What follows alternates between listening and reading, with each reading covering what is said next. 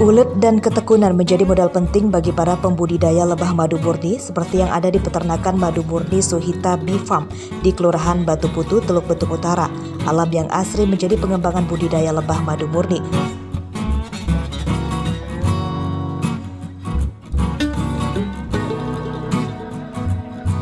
Produksi lebah madu dikelola Isnina sejak 2019.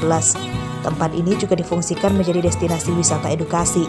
Selain bisa mempelajari cara beternak lebah madu, pengunjung juga bisa memanen hasil madu di lokasi.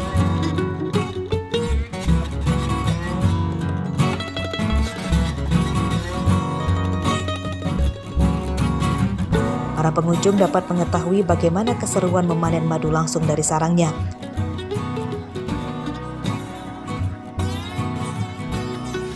Di sini ada jenis madu itu dibagi beberapa kelas. Dilihat dari jenis lebahnya ya. Paling mahal di sini ada madu namanya madu apicalis yang pertama, tepatnya yang dari pesisir barat tadi. Terus ada lagi Genio Trigona thoracica yang sekilo harganya sampai 1 juta. Apa yang menyebabkan sampai 1 juta? Apa karena panennya? Karena jenis lebahnya yang langka, kemudian dia sangat tinggi propolis. Pengunjung saat ini belum dikenakan tarif masuk alias masih gratis. Di tempat ini terdapat 8 spesies lebah yakni Avicalis, Biroy, Cerana, Itama, Genio Trigonata thoracica, Resta, Leaficus, dan lebah apis mellifera. Madu lebah Genio Trigonata thoracica memiliki harga paling mahal hingga Rp1 juta per kilogram. Madu ini memiliki kandungan propolis tinggi yang berguna untuk kesehatan manusia. Arsadi Saputra melaporkan dari Bandar Lampung.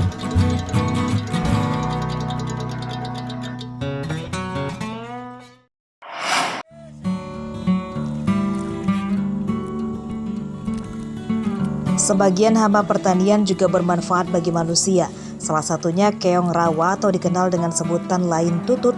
Di Lampung Barat, keong sawah menjadi lauk andalan warga sehari-hari.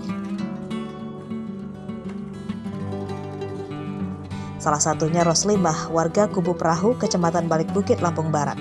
Rumahnya yang dekat dengan sawah memudahkannya mendapatkan keong. Dengan peralatan ember, Roslimah berangkat.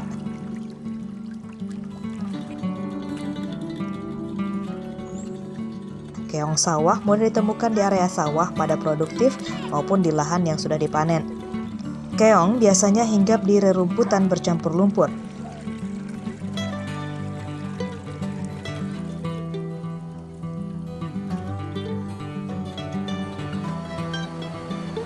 Keong kemudian dibersihkan cangkangnya dan dikeluarkan bagian dalamnya.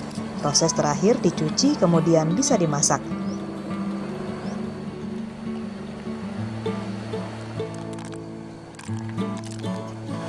Nah, kalau kita mau masaknya, caranya ya ambil dulu dari sawah, terus direndam dulu semalam, terus dibuangin pantatnya. Udah gitu. Nah, kalau mau disayur ya disayur, kalau mau digulai ya digulai. Itu biasanya kalau musim musim nanam padi. Kalau enggak musim nyangkol itu baru keluar yang namanya kuol.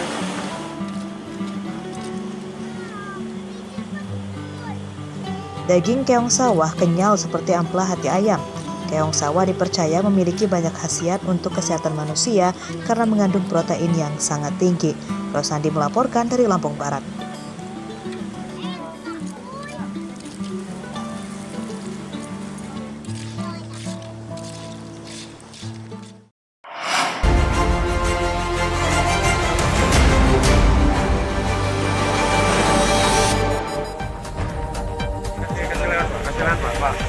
Pimpinan Ormas Khilafatul Muslimin Abdul Qadir Hasan Baraja Selasa pagi ditangkap polisi Polda Metro Jaya di markasnya di Jalan WR Supratman, Kelurahan Bumi Waras, Bandar Lampung.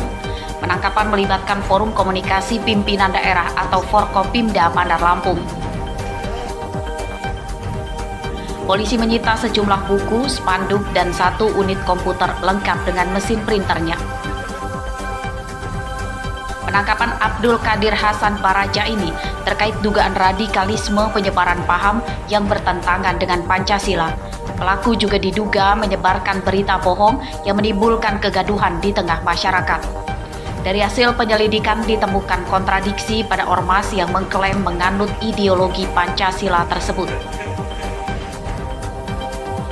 Khilafatul Muslimin berdiri pada 1997 dan mewakili 3 kedaulahan yakni Sumatera, Jawa, serta Timur.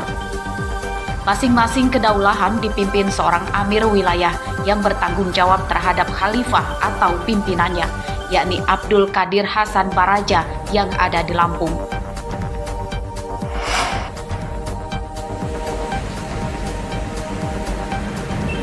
Bribtu Faisal, polisi dari Satuan Narkoba Polresta Bandar Lampung yang menjadi korban penusukan oleh Bandar Narkoba hingga Selasa siang masih dirawat di rumah sakit.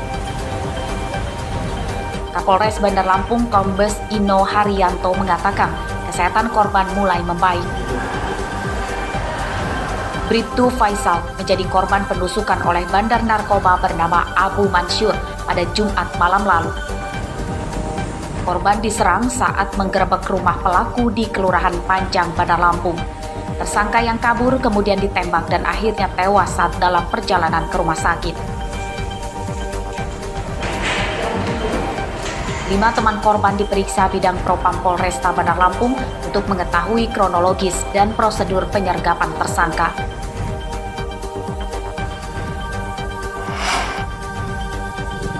Ini lokasi rumahnya.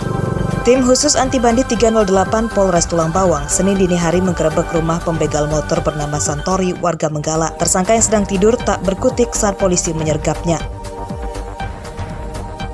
Polisi kemudian menggeledah rumah tersangka.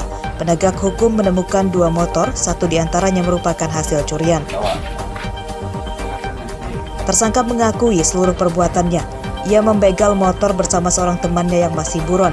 Di antaranya tersangka membegal motor di desa Kibang Yekti Jaya, Tulang Bawang. Saat itu korban dihadang dan ditodong dengan senjata tajam di tempat sepi. Penangkapan tersangka diwarnai isak tangis istrinya. Kasus ini masih akan dikembangkan untuk memburu temannya. Tersangka terancam 9 tahun penjara. Nyata.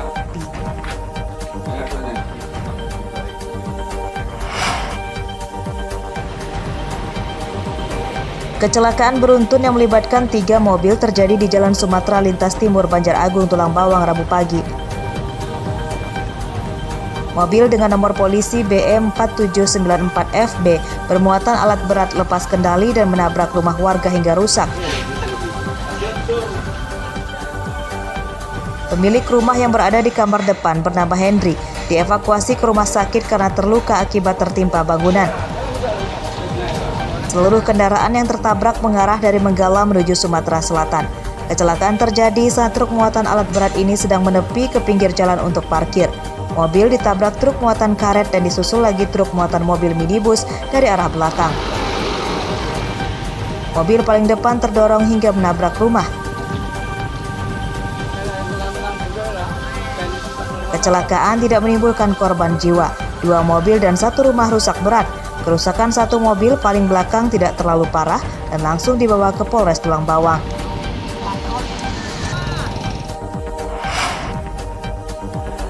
Pernah ke tanah suci, Pak Amin sudah sampaikan. 398 calon haji kloter pertama asal Lampung Senin dini hari diberangkatkan ke Embarkasi Jakarta. Keberangkatan mereka dilepas oleh Wakil Gubernur Lampung Husnunia Halim di Asrama Haji. Rombongan calon haji diangkut dengan bus Damri dari Bandar Lampung ke Jakarta. Mereka akan diberangkatkan ke Tanah Suci melalui kloter 4 nasional. Kegembiraan dirasakan para peserta karena keberangkatannya tertunda selama 2 tahun akibat parahnya pandemi COVID-19. Calon haji asal Lampung yang diberangkatkan pada tahun ini 3.198 orang. Keberangkatan dibagi 2 gelombang dimulai tanggal 6 sampai 17 Juni untuk calon haji dari Bandar Lampung, Lampung Tengah, Lampung Utara, Pesawaran, Lampung Barat, Metro, Tulang Bawang Barat, dan Lampung Timur. Gelombang kedua dimulai 26 sampai 28 Juni 2022 dengan peserta calon haji dari Kabupaten Lampung Selatan, Pringsewu, Mesuji, Tanggamus, Pesisir Barat, dan Lampung Barat.